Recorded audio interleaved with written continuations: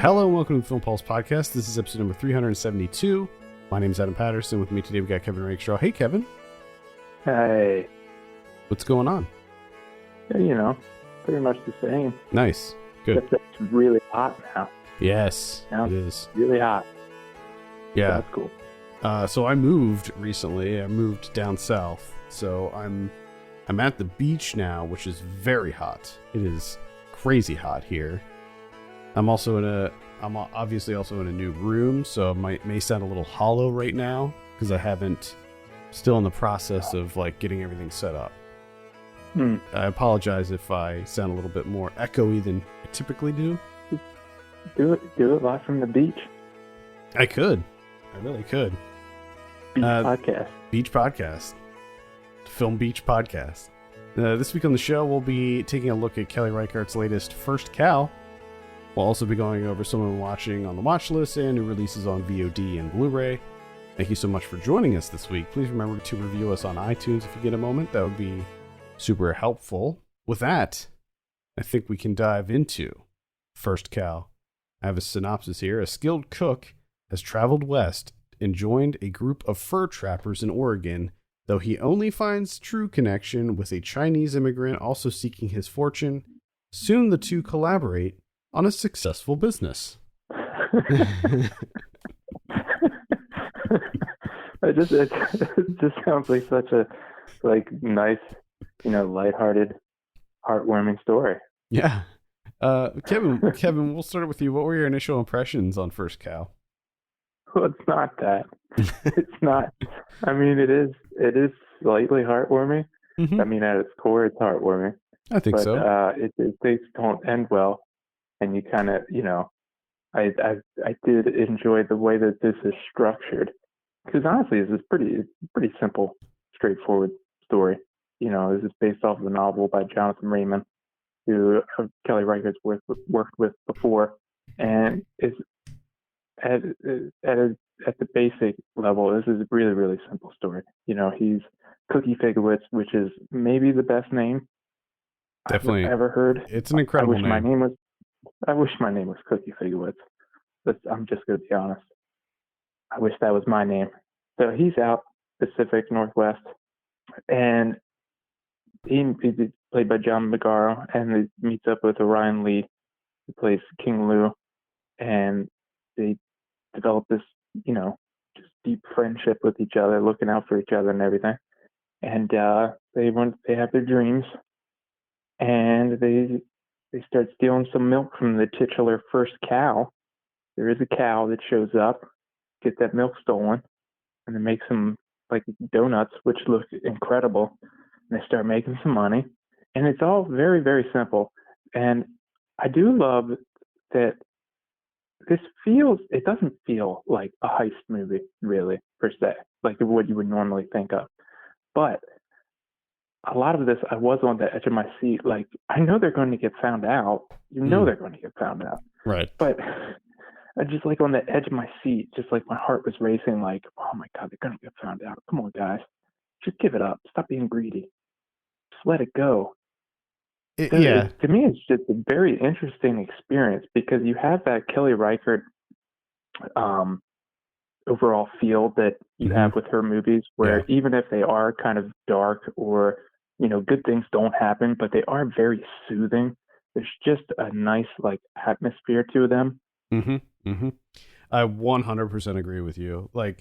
This is the type of movie that just sort of washes over you. It's very like Kelly Reichardt's other films. It's very deliberately paced, and I think for some people that may be problematic, but for me and in pretty much all of her movies, I find it to be incredibly soothing, and I'm just glued to the screen anytime one of her movies comes on. I love how she structures and paces her movies. It's slow, but it feels, as I said, so deliberate. Yeah. And I was actually sort of reminded now, the story is very different and the structure is different and all of that, but I was sort of reminded, I felt the same way when I watched Patterson, the Jim Jarmusch movie, where I just felt good watching it. I was just there's this kind of calming effect around this movie where I'm just like, oh, this movie just feels so good. And Yeah. like I just really enjoyed myself throughout the whole thing. And like you, like I knew, I mean, from the opening, you know that things don't necessarily end well for these guys, but you want to see it through. You want them to succeed. And I think that comparing this to a heist movie is sort of apt, because when you look at it, it is almost structured like a heist movie where, you know, they have their first taste of it. They take the milk once, it's a big hit, they make some money, and then they get that greed going where they got to have more and more and more, and taking more milk and being a little bit more aggressive with it when they could have just cut and run. Yeah. And you know that their downfall is coming. Yeah. And it's especially once, you know, the first cow is Cheap Factor brings in the first cow, who's played by Toby Jones. And he's he kind of owns everything in this area. He's the one with all the money. Everyone else is just trying to make ends meet, either by fishing, fur trapping, or whatever it is. So, and he comes over to them, and he hears about these oily cakes. So he has to try one out. Absolutely delicious. So he's like, I need a coffee teeth. I have someone coming. Can you bake that for me? And I'm just thinking, guys, he knows that you have to use milk for this. Like, where else are you getting the fucking milk from? It is literally the only cow in the West at this point. And that was just, I was like, oh God, guys, don't. But like Cookie says, it's like you can't say no. But at the same time, it's like you could say yes and then just disappear, just leave. Yeah. Find another cow somewhere. And by this point, they have a lot of money. Like they're loaded.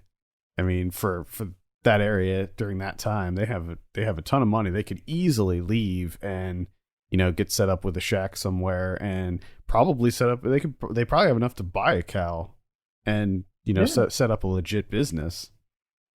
But no, they push their luck. They push their luck a little bit. I completely agree with you. Like in terms of the pacing of this movie and the overall feel of it, the calming, kind of soothing effect that this film has. I think, like you said, that Kelly Reichardt's movies always kind of have that, but I feel like this movie is like the perfect culmination of all those things, especially in terms of the cinematography, the aspect ratio, the character of Cookie Figowitz, just like the force itself. It all works perfectly. William Tyler's score. Like I could have just watched Cookie Figowitz pick mushrooms, I think, for an hour and 20 minutes, and I would have been like, yeah, I really enjoyed that. I think one thing that she does that she does so well is supplementing the story with these like kind of tertiary things in the world. I hesitate to say world building, but that's kind of what it is. Like she'll just show like this random person just doing some work, and we'll focus on that person for just a few moments, just to show what's happening in this very specific part of the world during this time. And I think showing these like slight moments does so much to add to the overall aura of the movie. I think that's one of the things that she does so well in all of her films.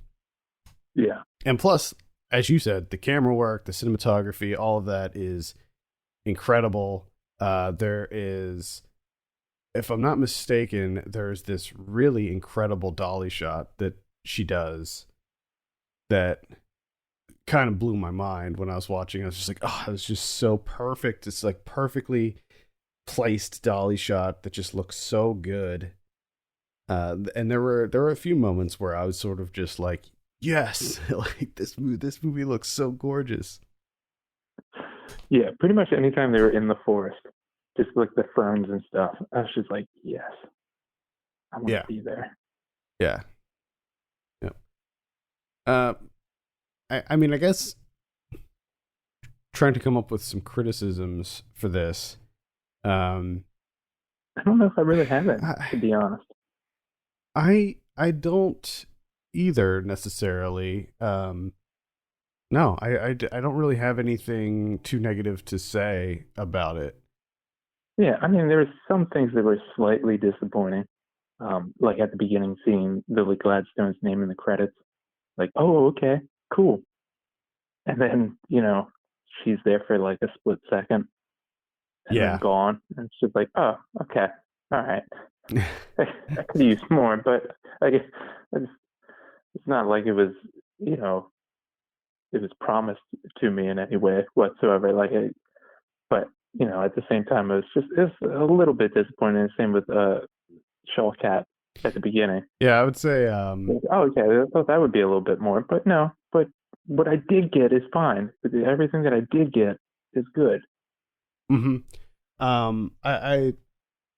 I think it was interesting how in the opening scene when Alia Shawkat finds the bones in the woods and she like instantly digs it up. And I was thinking, would I do that? No, I don't think I'd do that. I would probably No. call the police. Yeah, Why is she why digging are up you digging up bones? You're fucking touching bones. What are you doing? Yeah, I think I'd probably avoid that. I was maybe expecting a little bit more of the cow and I think that has more to do with like A24's marketing around this, how they're really putting a focus on the cow itself, but the cow doesn't really do too much. It just kind of stands around. Yeah, I mean, it's a nice cow. It's a good cow. Good cow. Cow does a good job when it's on screen. But yeah, you're right. There's not. I mean, it's tied to a tree. Can't really blame the cow. Yeah. She's faster. Fastest fucking asshole. And I think that's what I really like about this movie is in terms of it on the surface, it's very very simple, and you can enjoy it surface level, but just the kind of this I guess I could say exploration of like capitalism in America, where everyone kind of had these dreams of going west and like getting started, and even the King Lou character kind of saying like, "Oh, history's not here yet. We got here before history did. We can kind of set out our own path and kind of change things and do things differently than the rest of the world." But you see that with Chief Factor being there, like everything is already like in the process of getting settled into the way it is everywhere else.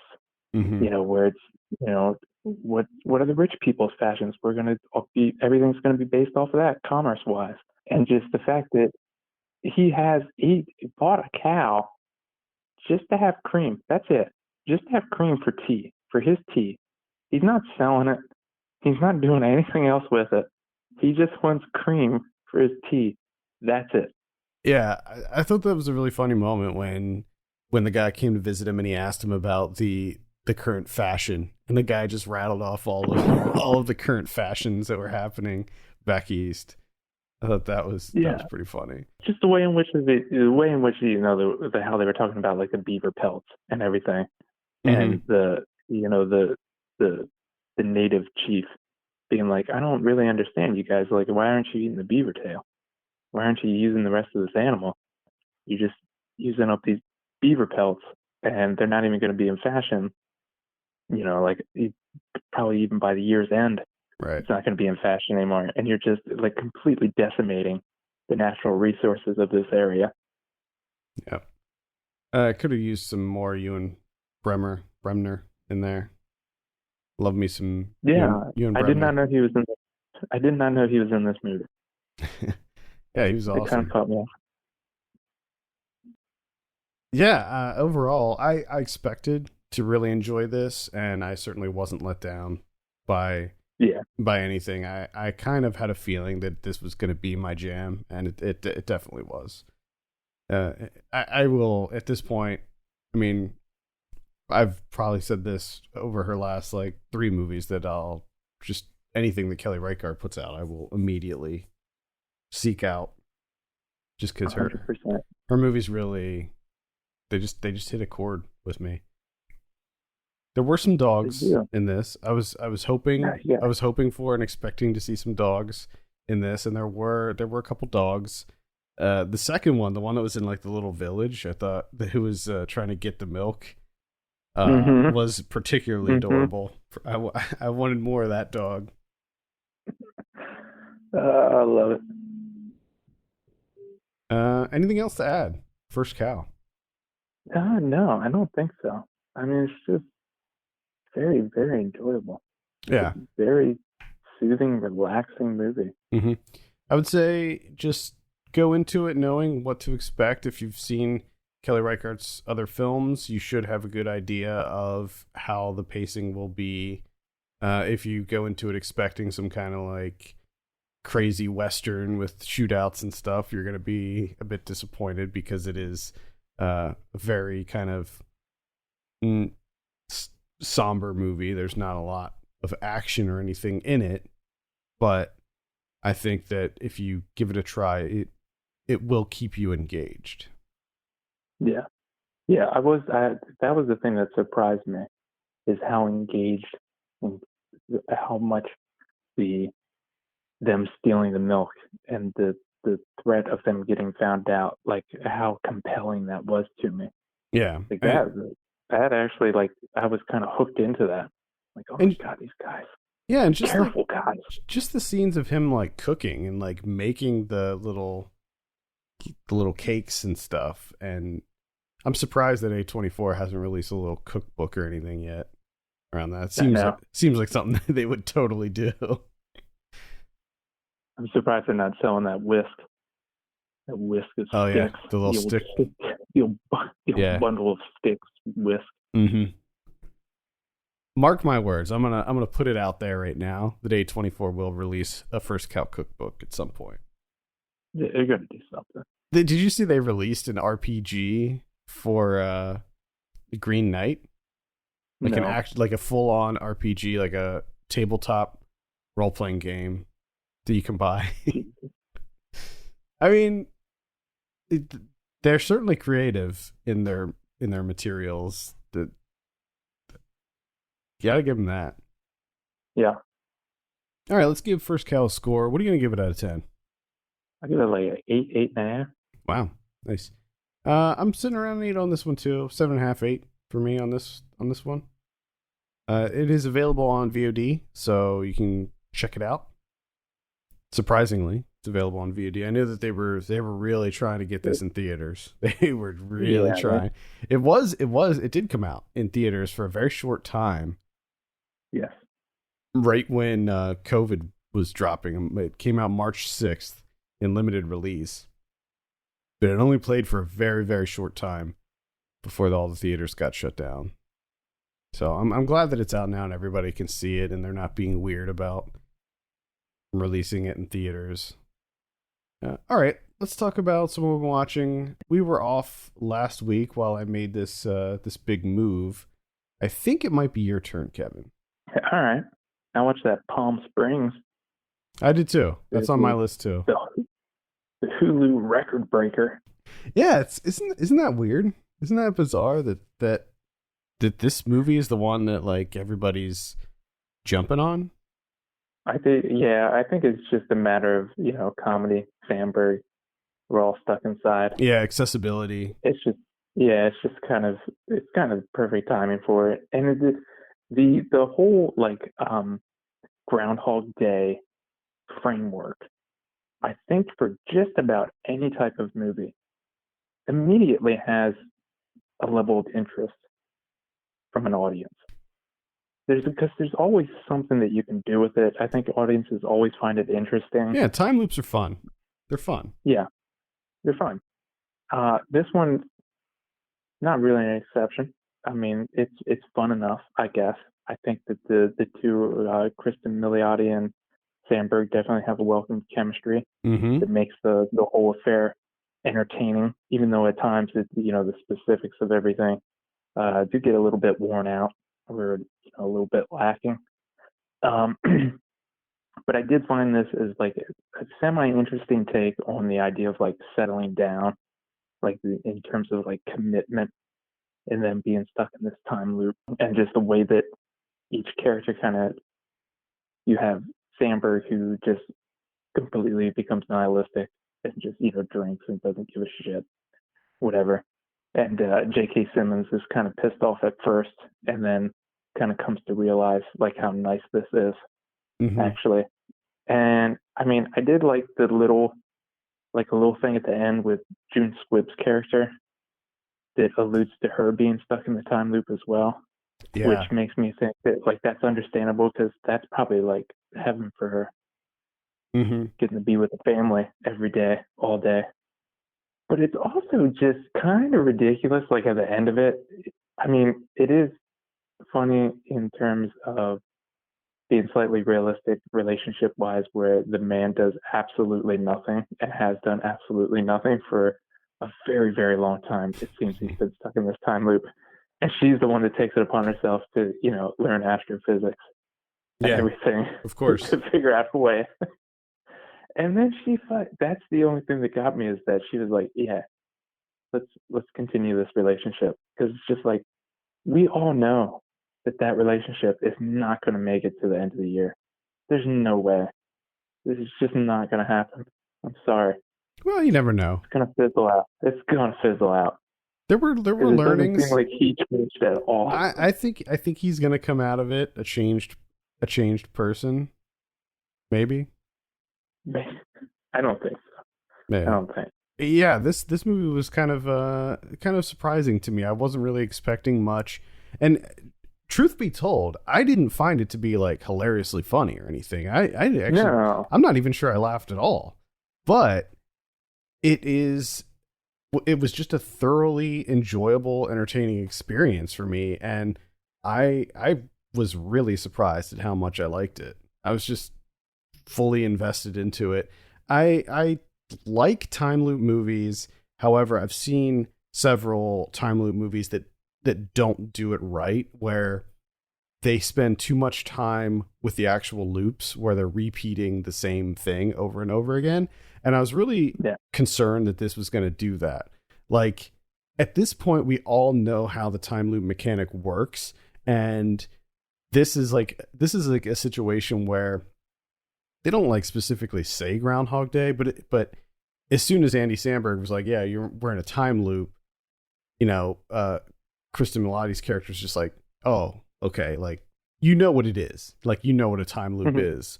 To the point where, like, if I was in a time loop, day one, like the first loop, I would be like, oh shit, I'm in a time loop. Like, I would immediately know, I wouldn't have to live the whole day over again to know that I'm in a time loop. And I thought that they handled that pretty well in this, because that tends to get annoying, or it wears on you.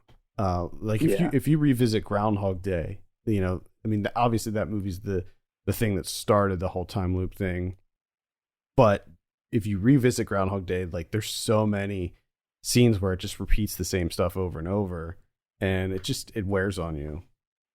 But I thought that they did a really good job with that. And to just sort of underscore what you were saying, Kevin, I really liked how, like, the underlying themes of this, with like complacency and all of that stuff, and just him just accepting his life and his station in life, and how he has this sort of nihilistic approach to everything after living the same day thousands and thousands of times. I really liked what this movie was trying to say. Yeah. But I agree with you. I was kind of surprised. And it didn't really hurt the movie too much, but I kind of was surprised too that it wasn't as funny as I thought it was going to be. No, I mean, like, comparing this to some of the other, like, Lonely Island things, this isn't like, it's produced by them. The director, Max Barbacal, hasn't done any other stuff with them to my knowledge, but yeah, it's not that same style of comedy as what we would expect from the Lonely Island guys. But yeah, check it out. Palm Springs. Yeah. It's on Hulu. Give it a look. You don't got anything else to do. Well, it's also kind of like, I was thinking like, oh, this is the perfect time to release this, because we're all essentially living the same day over and over again. Yeah, we pretty much are. We're all living the same days over and over again. Just So, I'm just very, very thankful that mine is not at a wedding. A oh my God, can destination you? wedding in the middle of Oh, the fucking jeez, desert. can you imagine? Can you imagine? J.K. Simmons he was the lucky one where Hmm. his loop begins when he's at home. Yeah. I saw another movie that kind of surprised me, and that's The Old Guard. This is directed by Gina Prince Bythewood. Oh yeah. I was pleasantly surprised with this one. I wasn't expecting a whole lot. We had talked about it a couple weeks ago when it was coming out, and we were both kind of surprised that this director who did like Love and Basketball and Beyond the Lights and The Secret Life of Bees, like that she was handling this kind of sci-fi comic book adaptation, and it's pretty awesome. Like I gotta say, I really enjoyed this movie for the most part. I was a little concerned that it had a little bit of a young adult vibe to it, but fortunately, that's not really the case. It's beyond that. It's much better than like a typical young adult story. What this sort of revolves around is a group of soldiers who discover that they can't die. So every century or every it's an indeterminate amount of time. There's like a certain amount of time that passes before one of these soldiers is discovered.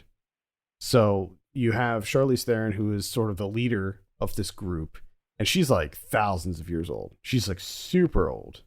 And the other team members are varying ages, but they're all like hundreds of years old. And you have Kiki Lane, who is the newest one.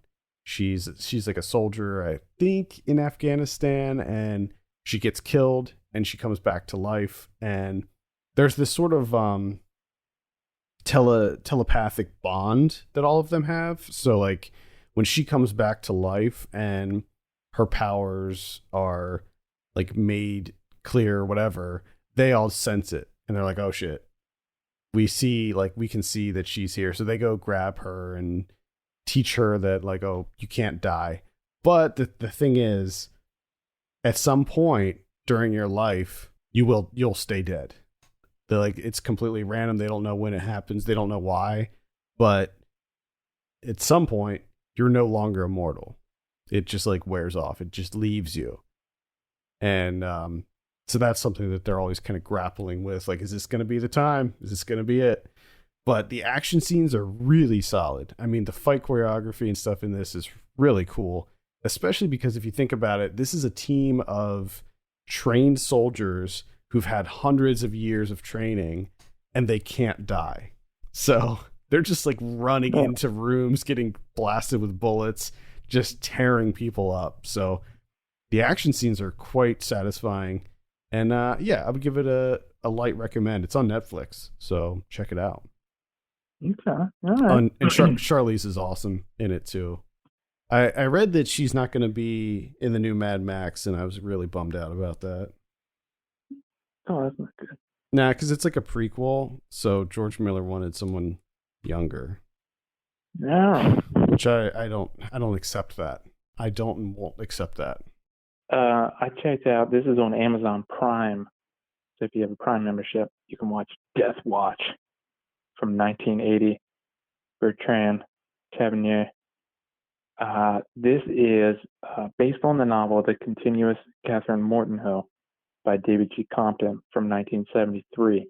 This is a sci-fi novel that I actually read like a couple years back. Really interesting concept of this novel is in the future, people don't die anymore. People they don't die. And a little bit of a connection there with my movie, huh? But once in a little bit, once in a while, you'll find someone that's going to die like a natural death, right?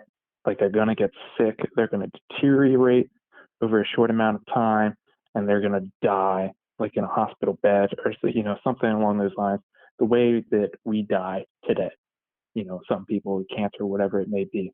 So in the future, there's this television station called NTV, and they have a series called Death Watch, which is once they find out one of these people is going to die, they go to them and they're like, hey, we're going to film you from the moment that you find out about your diagnosis until the moment that you die, and it's going to be this reality TV show, and everyone's going to be completely hooked because everyone's craving for like suffering. You know, they want to see like real life suffering, and it's like a novelty to them. So, you know, it kind of predates reality TV, all that type of stuff. And then the other kicker for this is that the cameraman for NTV he has surgery, and in the movie he's played by Harvey Keitel. He has surgery that his eyes are the camera. So whatever he sees is filmed. The only drawback to it is he can't sleep, he can't close his eyes for a long period of time, and he always has to be near a light source, or it'll do, you know, irreversible damage to his eyesight. So that plays into it. I guess my first question would be, why would you do that? He's all about it for some reason. He's really into it. I mean, he does go into a little bit of like he gets to immortalize all these beautiful things that he sees, which I guess is like his reasoning for it. I don't know if that's a good enough one, but No, whatever. It's not. So Rami Schneider plays Catherine Mortenho. She finds out she's going to die. She doesn't want to sign the contract to be on this reality TV show, and then reluctantly does in order to just get all the money, and then she immediately disappears. But what she doesn't know is that Harvey Keitel is the cameraman. He tracks her down, and all he has to do to create this show is just travel with her to wherever she's going, because he's filming everything along the way, and they edit it in the studio, and they're beaming it out, and she never watches TV, so she doesn't even know that it's happening. It works pretty well as a film adaptation. The only thing that I had kind of an issue with is that it seems to like rigidly stick to the plot points of the book, even though it does skip over large chunks of it, you know, for time's sake. But it never really like expands or gets into like an exploration outside of like the surface level stuff, the stuff that's kind of like inherent with this reality TV and, you know, all that stuff, voyeurism, longing for connection, that kind of thing. Like it's pretty straightforward, and it's just plot point. Like the filmmaking's pretty good too, and also the TV executive of MTV is played by Harry Dean Stanton. So you have a pretty damn good cast in this movie. And her former husband, who shows up like towards the end of the movie, is played by Max von Sydow. So I mean, nice. You got some fucking talent in there. You got some heavy hitters in there. Yeah, like it's pretty. I say definitely check it out. It's definitely worth a look, because I think just the idea, you know, this idea of this as a sci-fi movie, it's really interesting. I mean, this sounds like right up my alley. I'm definitely interested in this. I will most certainly check out Death Watch, especially because you said it's on Prime, right? Yeah. That's the only unfortunate thing is Death Watch makes it sound like this is like really action-packed thing. It's not. It's very, you know, it's very like philosophical. Maybe not as much as I wanted it to be, but you know, it's kind of a slow-moving movie. Yeah, I'm okay. Cerebral sci-fi. Yeah, I'm okay with that. Last week there was a big Criterion sale at Barnes & Noble, as they do a couple times a year, and normally I'm just like, all right, I'll pick something up, you know, on one of them. I rarely take advantage of the Criterion sales, what I'm saying. Now, most of the time I'm fortunate enough for Criterion to send me the stuff, but they didn't send me these box sets. So I got the Godzilla box set, and I picked up the Bruce Lee box set. Now, the Bruce Lee box set, that's mostly just like a collector thing. Like, I've seen all the Bruce Lee movies, most of them multiple times. I'm excited to revisit Enter the Dragon. That's my favorite of his, and so I'm excited to revisit that. But the Godzilla box set is what has me really intrigued, and I almost bought it when it came out, but I just couldn't quite justify that price tag. But 50% off. I mean, it's right there. Come on, it's a no-brainer. So yeah. Oh yeah. I started diving into Godzilla, and as it turns out, I never saw the original Godzilla. I don't think. Like I kind of thought that I did, but when I watched it this week, yeah, I don't remember a single thing. So I'm pretty sure I never actually saw the original 1954 Godzilla. Now, one of the things that bummed me out about this set was that that Toho didn't want the English dub to be available on this. There's some of them have the English dub, but a lot of them don't. It's only the Japanese audio with subtitles. And for these movies, I actually wanted the English dub because that's how I remember watching monster movies when I was younger, was with the really bad English dubbing. Mm-hmm. It kind of adds to the entertainment factor for me. So I was a little bummed about that, but I didn't realize this until actually diving into it. They did include the 1956 American version of Godzilla, which is basically the same as the Japanese version, only they cut a lot of the non-Godzilla stuff out and put in American actors. So it was almost like a Power Rangers situation. Mm-hmm. So that's on here. I didn't watch that. I just watched the original one. But so far, I only watched the first two, which was the original one and then Godzilla Raids Again. The first Godzilla, I think, is a must-see. It holds up incredibly well for being as old as it is. Like, when you're watching it, some of the effects work, you're just like, oh boy. But then some of it, you're just like, wow, that is really impressive for 1954. Like, that looks pretty damn good for 1954. Specifically when there's a scene when Godzilla first uses his atomic breath and melts these power lines, these transistors and stuff. And it just looks really cool. I think a lot of the model work is really impressive in this movie too. Some of it's there's a really weird edit that happens in it though, which kind of blew my mind because I'm like, how did they not fix that? It just looks so bad. But anyway, I think that the first Godzilla is still very, very much worthy of a watch. The sequel, I can't really say the same about. Godzilla Raids Again. This came out just a year later, and it was sort of rushed to theaters. It rushed into production because of the massive success of the first Godzilla. And it's a different director, so the second one's directed by Motoyoshi Oda, and it just feels a lot cheaper and kind of crappy. There's this really great scene when they're shooting rockets at Godzilla, and it's so clearly little toy people at this thing. They're not even trying to hide the fact that it's little toy men standing at these rockets. It just looks so ridiculous, and the fact that all of the fishing line is so visible in this one. I felt like they hid it a lot better in the first one. But this is the first Godzilla where Godzilla actually fights another monster. So that was kind of cool. However, the way that they shot the monster fight was I don't know how to describe it. It looked really bad. It was they did something with the timing. It was undercranked or something, and it just looked like two people just wrestling. It was pretty awful. But at any rate, that is my journey into Godzilla. I hope my goal is to watch every Godzilla movie before year's end. That's the goal. Well, you got plenty of time. So. I have plenty of time, but I learned that there's 36 Godzilla movies. So, yeah. But, I mean, thinking about this is probably your best time to do it. Yeah. I don't think you're going to get, unless we have another pandemic. Which I think we probably will. It's probably just going to be one long one never-ending pandemic is my guess. It could be.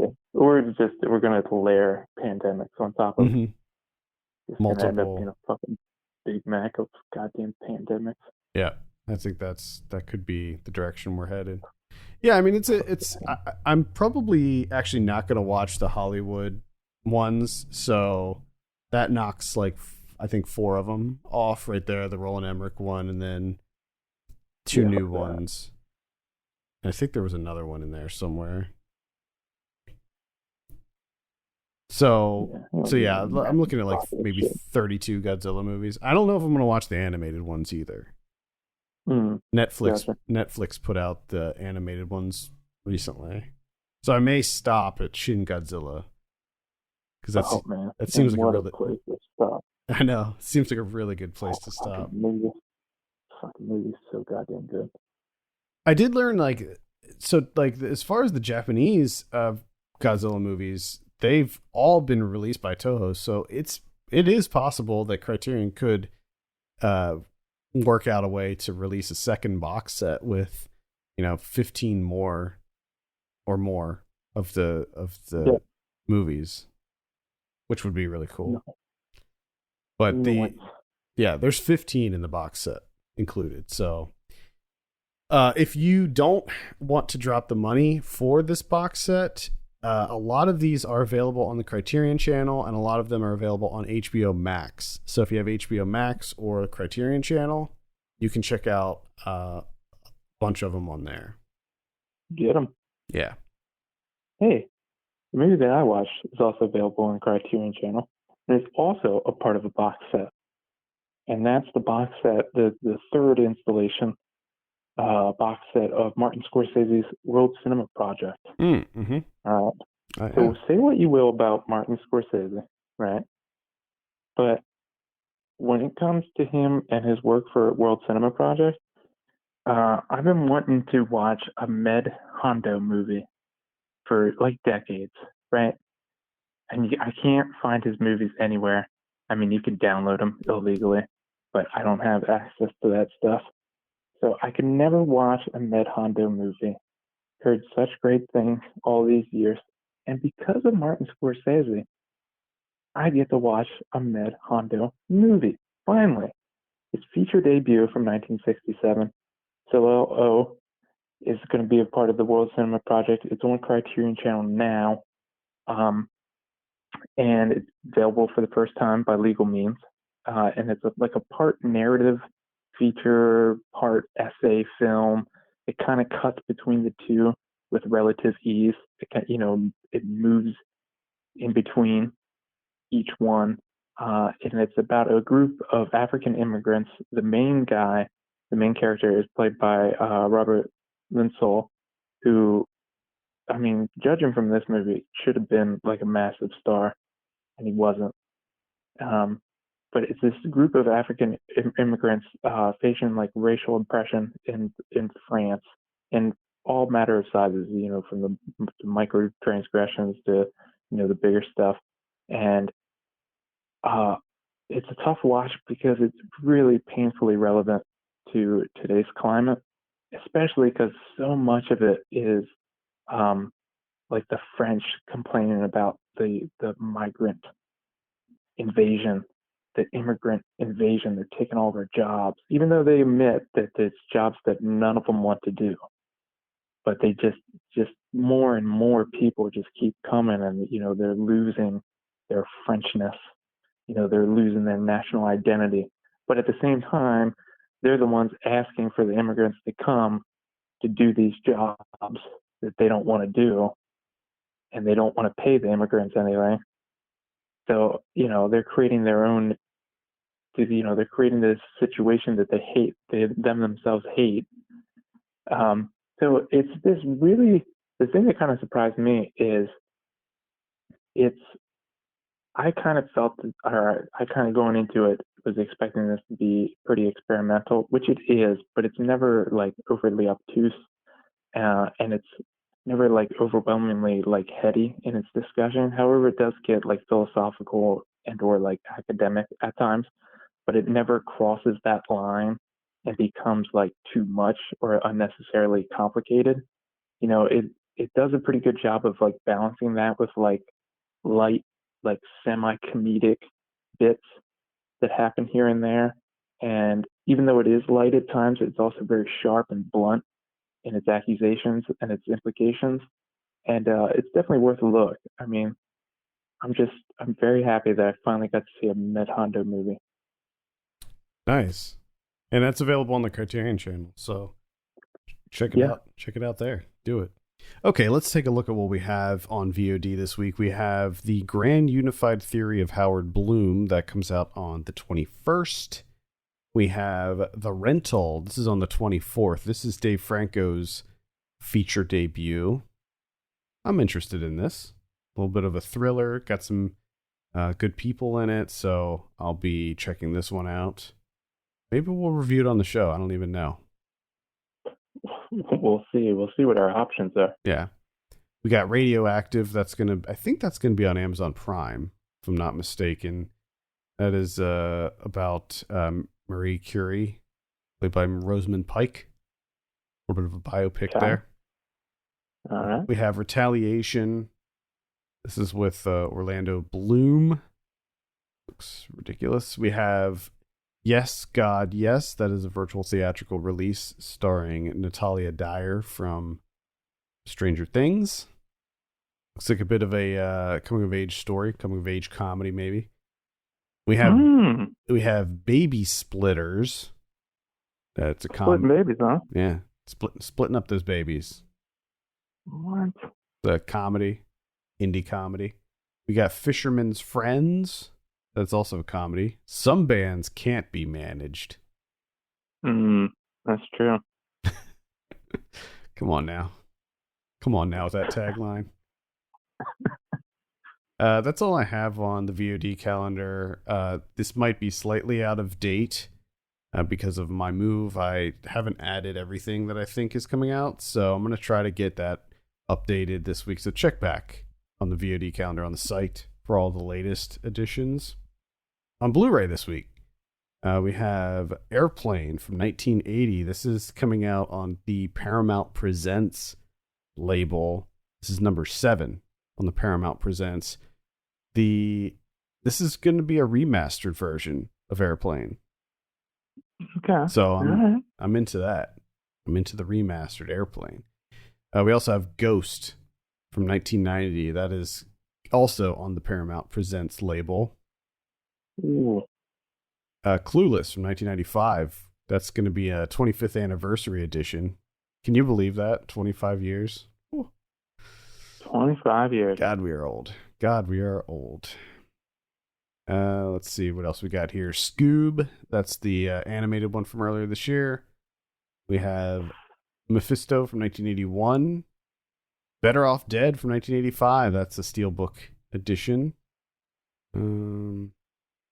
A bunch of classics are coming out, including The World in His Arms, Gregory Peck from 1952, Arabian Nights from 1942, Alibaba and the 40 Thieves from 1944, Buccaneer's Girl from 1950. Samurai Marathon from last year is coming out. This is worth a look. This was a really, really cool movie about the first marathon run. I enjoyed that quite a bit. Tommy Boy from 1995, getting a steelbook release. Capone from earlier this year, the Tom Hardy one. Yeah, go back and listen to our review on that one. Torment from 1986 is coming out. You Don't Know Me, which is the documentary about showgirls, that's coming out. Son of Alibaba from 1952 is coming out. Colonel Reddle is from 1985 is coming out. That's going to be on Kino Lorber. Bloodstone from 1988 is coming out on Arrow. Confidence from 1980. That's also a Kino release. John Wick chapters 1 through 3 is getting a 4K release. It's a little mini box set, I guess. Resistance from I guess it was earlier this year that movie came out. That's the one with Jesse Eisenberg, where he plays a French resistance member. What? Yeah. What? Yeah. Very strange. What? Yeah, very strange. Room from last year is coming out. Sorry, The Room from last year is coming out. That's on Shudder. So if you have Shudder, you can watch it there. Survive the Night, starring Bruce Willis, is coming out. Reality Bites getting a new Blu-ray release. Been meaning to revisit Reality Bites. Gonna do that soon for the 90s show, I think. Seabiscuit coming out. Remember Seabiscuit? Seabiscuit. That was all the rage. All the rage there for a minute. Everybody loved Seabiscuit. What an inspirational journey Seabiscuit was. I don't know. There's just something about Seabiscuit. It's just the funniest thing to me. A movie about a racehorse. If you watch it, it's very bad. Like, it's not a good movie. Like, the dialogue is so... It's very cheesy. Doesn't hold up. Arrow is releasing Blood Hunger, the films of Jose Larraz. This is 3 movies included in this. 3 of them? Yeah.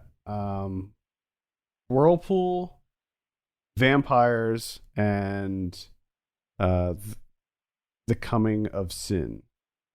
Mm-hmm. So maybe check that out.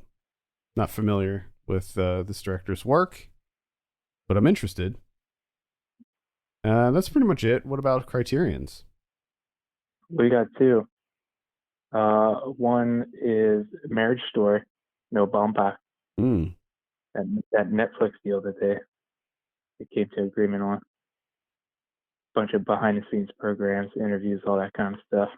You know, stuff that you would come to expect on Criterion.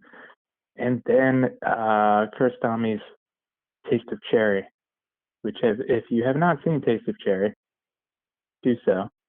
Very great movie. Much better than Marriage Story. If you had to pick between the 2, always go with Taste of Cherry. Did you see Marriage Story? No, but okay. I just know. Yeah. I wasn't. I don't need that. It had its moments, but yeah. I don't know about Criterion worthy. Speaking of Criterions, we since we were off last week, we didn't talk about the Bruce Lee box set that came out on Criterion. Oh yeah. So that's out now. So check that out.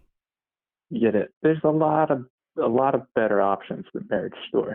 Let's just be honest. Yeah, I think so. All right, that's going to do it for this week. Thank you so much for listening. You can send us your questions and topics to podcast@filmpulse.net. You can follow us on Twitter @FilmPulseNet and @FilmPulseKevin. And if you have a minute, consider giving us a review on your podcast platform of choice. For Kevin Reichardt, my name's Adam Patterson. We'll see you next week.